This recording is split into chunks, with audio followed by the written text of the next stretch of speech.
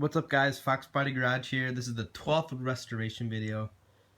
And I didn't do too much, I just did a little maintenance on my car. I changed the oil. In my last video I showed you, we got full synthetic oil from Pennzoil. And we got our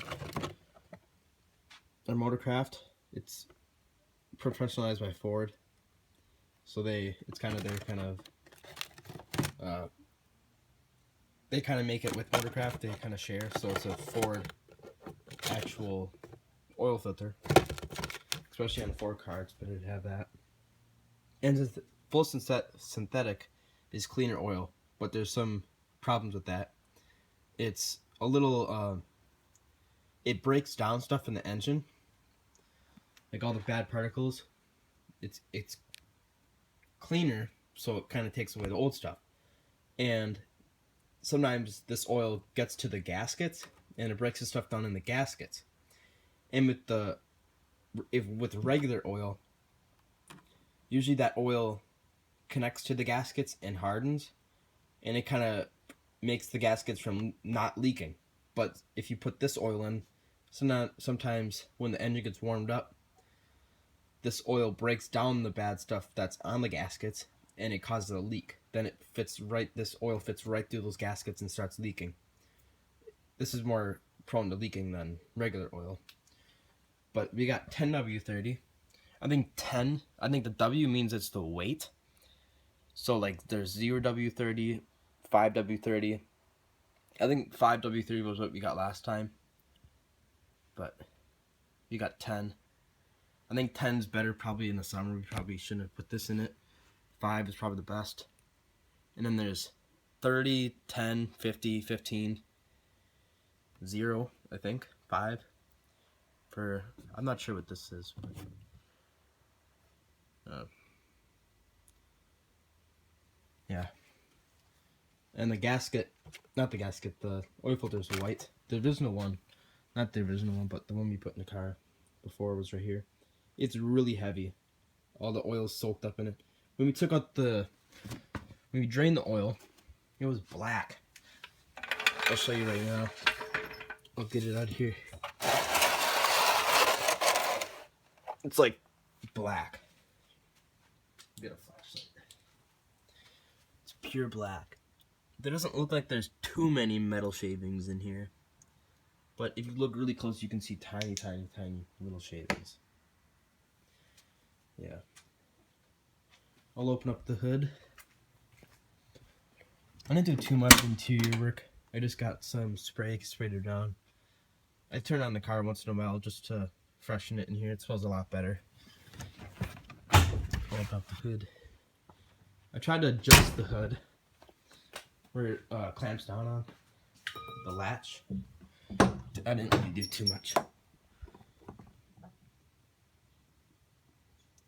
As you can see, we put on one of the radiator hoses. Here, I'll just get this up. This might take a while, but there.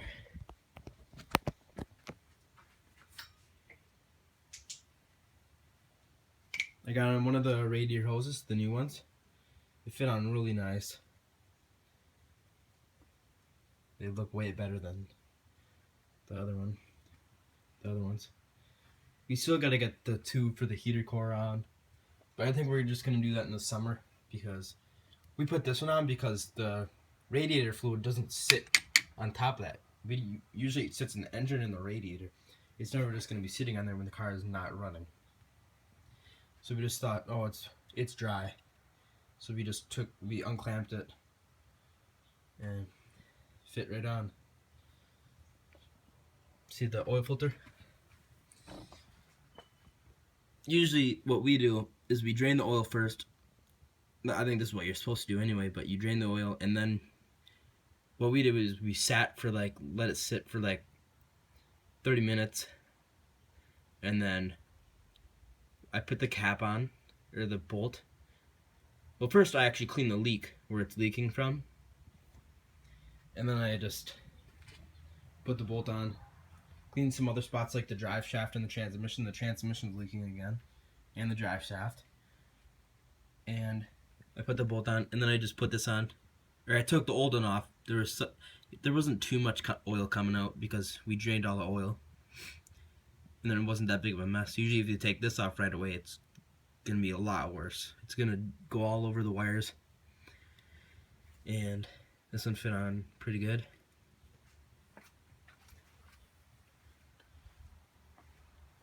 This actually looks really nice combined with the new alternator with the orange hose. It'll look way better when we get all the hoses on. And I think this is going to be our plan. We're going to take out the engine, because we could either get the engine knock fixed for like $1,000, or you can probably take out the whole engine, rebuild it, make it look really nice for only like $3,000. And I think it'd be better just to rebuild it all. Spend the $2,000 more, repaint the whole engine bay, get out new wires, just make it look a lot better. Paint the valve covers. I kind of want to paint the valve colors the same color as the hoses. I think that would look really nice. And then the alternator color would look just like the intake manifold color. I would paint that gray color, and then I'll match it with that color. And then I would probably get a cold air intake from LMR. They have like these chrome ones. They look really clean and nice. Just repaint everything like that. I don't know. The power steering, everything looks really old and rusty. And then the headers, clean those up, paint them chrome, get new ones. Because I kind of want to, where the oil dipstick goes, it's not clamped down or anything. So I mean, it'd be better to have that locked down, because right now it's just loose. It's not sitting really in anywhere. And we did put cardboard down, so if it ever does leak, it'll go in the cardboard and it'll dry up, or it'll soak it up.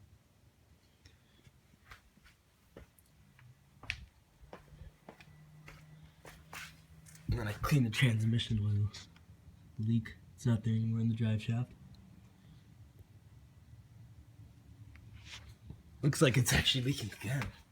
I think so, unless that's just a spot that I didn't clean up pretty good. Clean up a lot. But I just can't wait till we get everything figured out. It'll just look a lot better. And then I kind of loosened this up a little bit and then brung it down, because when the hood is all the way down, there's a big gap right in here, like right here. You can basically put 2 fingers standing up. Both fingers can go right through. I don't know, it just doesn't look that good. And I tried to mess with it, but the hood didn't shut all the way. And especially painting this, even getting a new one. This is for the windshield wipers. Weathership's holding up pretty good.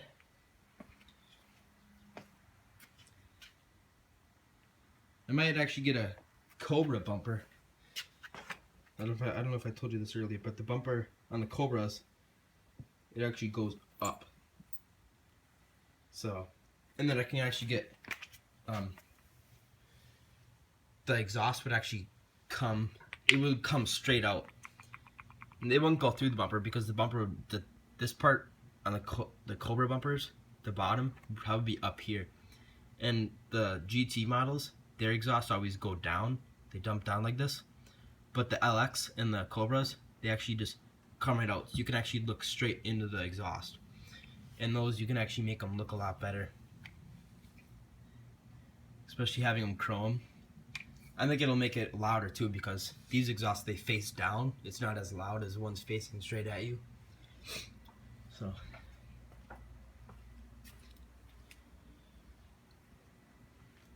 I mean, I didn't really do too much. We're just gonna stick with synthetic oil now. And that engine knock, I don't know. There's lots of things you can do to test. And in the interior, there's that for the seatbelt buckles. They're both cracked. They always were since I got it. See here, I have new ones right now, It's just the bolts that hold them on, they're stripped. So then you gotta drill a hole in it, get like a screw extractor. But before you do that, you gotta take out the seat. And there's a screw extractor, and that actually goes into the screw, but as it's going in, it's pulling out the screw. So it's kind of handy, little bolt screw. If you ever gotta do any job. So